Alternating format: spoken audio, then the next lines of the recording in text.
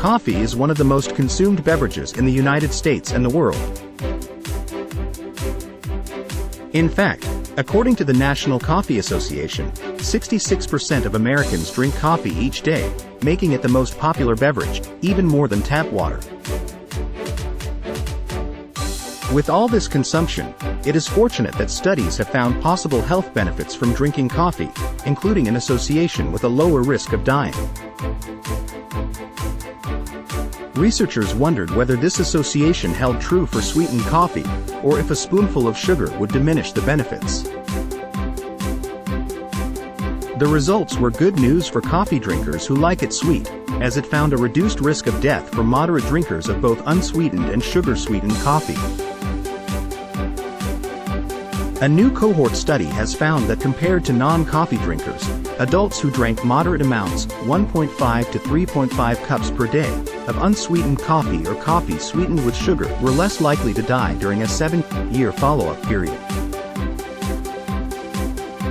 The findings are published in the Annals of Internal Medicine.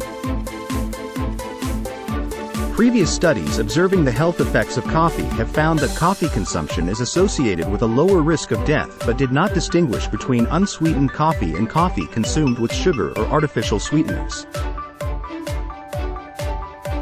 Researchers from Southern Medical University in Guangzhou, China used data from the UK without known heart disease or cancer were asked several dietary and health behavior questions to determine coffee consumption habits.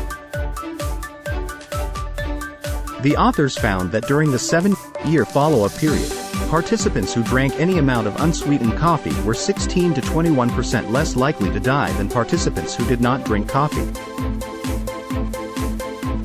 They also found that participants who drank 1.5 to 3.5 daily cups of coffee sweetened with sugar were 29 to 31% less likely to die than participants who did not drink coffee. The authors noted that adults who drank sugar-sweetened coffee added only about 1 teaspoon of sugar per cup of coffee on average. They cautioned that the average amount of daily sugar per cup of coffee recorded in this analysis is much lower than specialty drinks at popular coffee chain restaurants, and many coffee consumers may drink it in place of other beverages, which makes comparisons to non-drinkers more difficult.